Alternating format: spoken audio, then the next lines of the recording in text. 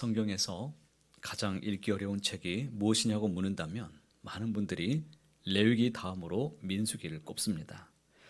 이름도 낯선 지파들, 오늘 우리가 읽었지만 끝없이 이어지는 숫자들, 처음 민수기를 읽으려다 보면 1장에서 포기하신 분들이 혹시 있으시다면 오늘 그 이유를 알게 되실 것입니다. 계속 이름만 반복되죠. 이제 몇 장 계속 더 남았습니다. 동시에 바로 그 숫자들 안에 얼마나 놀라운 복음이 또 숨어 있는지도 이제 발견하게 되실 것입니다. 민수기 1장은 인구 조사 기록입니다. 하나님이 모세에게 명령하셨습니다. 2절 보십시오. 너희는 이스라엘 자손의 모든 회 중 각 남자의 수를 그들의 종족과 조상의 가문에 따라 그 명수대로 계수할지니 그리하여 명령하신 대로 각 지파의 족장들이 세워지고 이름이 호명되고 숫자가 기록됩니다. 집계된 총수가 읽어보니까 남자만 몇 명이었습니까? 60만 3,550명이었습니다. 그것도 레위 지파는 또 빠져있는 숫자고 또 남녀노소가 남자만 기록된 숫자죠. 왜 하나님은 이 숫자들을 성경 안에 기록하고 있으신 것일까요? 하나님이 이 수를 모르셔서 조사한 것일까요? 전능하신 하나님께 인구조사는 필요치 않습니다. 그렇다면 이 장면은 우리에게 무엇을 말하려고 하는 것인가를 우리가 볼 수 있어야 됩니다. 숫자를 계수하라고 하신 장소가 어디입니까? 1절에 보시면 장소가 어디예요? 신의 광야 회막에서 장소를 두고 있죠. 신의 광야, 이곳이 어떤 곳입니까? 지도에서 찾아보니까 그저 황량한 사막입니다. 나무도 없고 물도 없고 길도 없는 곳. 이스라엘 백성들은 지금 광야 한복판에 있는 것입니다. 애굽에서 나온 지 이제 두 번째 해, 아직 가나안은 보이지도 않습니다. 그런데 바로 그 자리에서 하나님이 말씀하신 것입니다. 하나님의 말씀은 광야가 끝나고 나서 임하지 않았습니다. 광야 한복판, 신의 광야 회막에서 임하여 주셨습니다. 여러분의 삶이 혹시 광야처럼 느껴지시는 분이 계십니까? 하나님이 침묵하시는 것 같으십니까? 그렇다면 오늘 본문이 여러분에게 말씀하십니다. 하나님은 광야에서도 우리에게 말씀을 주시는 분이십니다. 아니, 어쩌면 하나님은 광야에서 더욱 선명하게 우리에게 말씀하십니다. 우리가 의지할 곳이 아무것도 없을 때 하나님의 음성이 유일한 소리가 되기 때문입니다. 광야는 어떤 곳입니까? 광야는 방향을 잃기 쉬운 곳입니다. 광야는 사람이 작아지는 곳입니다. 광야는 내가 누구인지조차 흐려지는 곳입니다. 그러나 하나님은 그 광야 한가운데서 사람을 세우시고 지파대로 부르셨습니다. 여러분, 광야는 우리를 잊게 만드는 곳이지만 하나님은 그곳에서 우리를 부르시는 곳입니다. 이것을 첫 번째 믿게 되시길 바랍니다. 두 번째는 이제 본문의 핵심으로 들어갑니다. 하나님의 명령은 단순히 숫자를 세우라고 하신 것이 아닙니다. 원문으로 보게 되니까 하나님은 그 이름의 수를 따라서 계수하라라고 하셨습니다. 계수하라, 그 앞에 무엇을 따라? 그 이름의 수를 따라서. 각 지파를 세우실 때 지파의 족장의 이름이 먼저 나오고 있다는 것을 우리가 주목해야 됩니다. 이름 하나하나가 기록됩니다. 60만 명이 넘는 사람들이지만 하나님의 계수 방식은 집단을 통계로 처리하는 것이 아니었습니다. 이름을 부르고 족보를 확인하고 한 사람 한 사람을 세는 것이었습니다. 이것이 우리가 사는 세상의 방식과 얼마나 다르다는 것을 우리가 금방 알 수 있습니다. 세상은 우리를 숫자로 부릅니다. 개인에게 부여된 여러분에게 주민번호가 있습니다. 직장을 잃으면 실업자 통계 중에 이제는 우리는 하나가 됩니다. 병원에 가면 환자 번호를 부여받고 군대에 가면 군번이 부여받습니다. 군중 속에서 우리는 개인은 지워집니다. 그러나 하나님의 방식은 다릅니다. 이사야 43장 1절 말씀에 내가 너를 지명하여 불렀나니 너는 내 것이라라고 말씀하셨습니다. 이름으로 부르신다는 것, 이것이 하나님과 우리의 관계의 본질입니다. 목자는 양떼를 집단으로 멀지 않습니다. 예수님은 이렇게 말씀하셨습니다. 요한복음 10장 3절에 그가 자기 양의 이름을 각각 불러 인도하여 내느니라.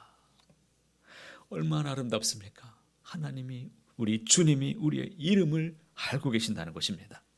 하나님은 그 광야에서 60만 명을 세우실 때 단 한 사람도 그냥 넘기시지 않으셨습니다. 이름을 부르시고 족보를 확인하고 그 사람들을 다 기록하셨습니다. 하나님의 공동체 안에서 익명은 없습니다. 여러분은 세워진 사람들입니다. 하나님의 명부에 이름이 다 기록된 분들이십니다. 그 하나님께 믿음으로 구하시기를 바랍니다. 마지막으로, 그런데 이 인군조사에는 한 가지 중요한 조건이 있습니다. 3절 말씀 우리가 읽어보겠습니다. 이스라엘 중 20세 이상으로 싸움에 나갈 만한 모든 자를 너와 아론은 그 진영별로 계수하되. 단순한 인구조사가 아니었습니다. 전쟁을 위한 조사였습니다. 이것이 불편하게 느껴질 수도 있습니다. 하나님이 이스라엘을 군사 목적으로 그럼 세우신 것입니까?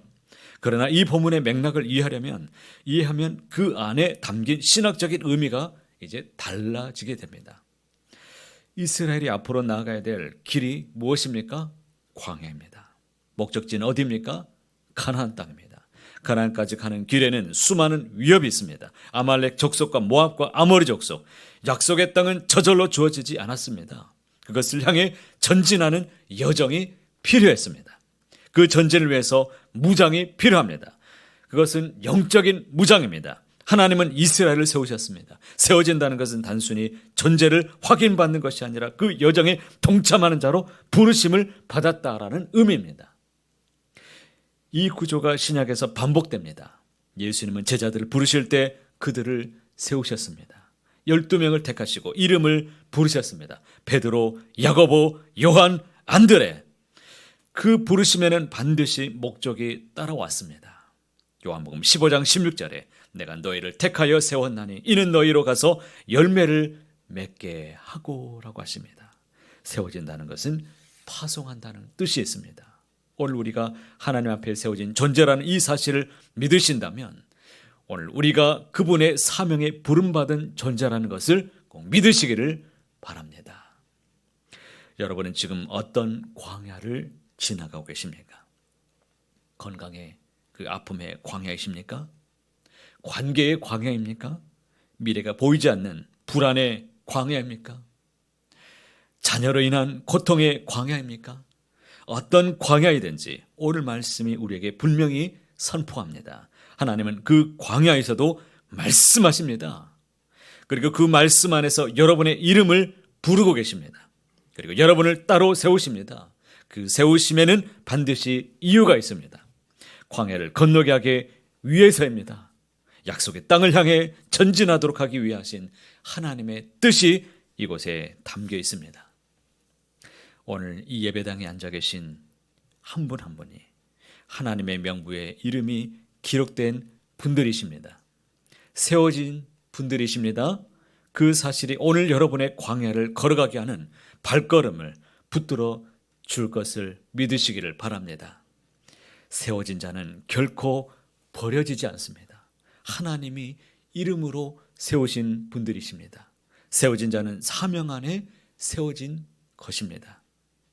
그러니 여러분 흔들리지 마시길 바랍니다.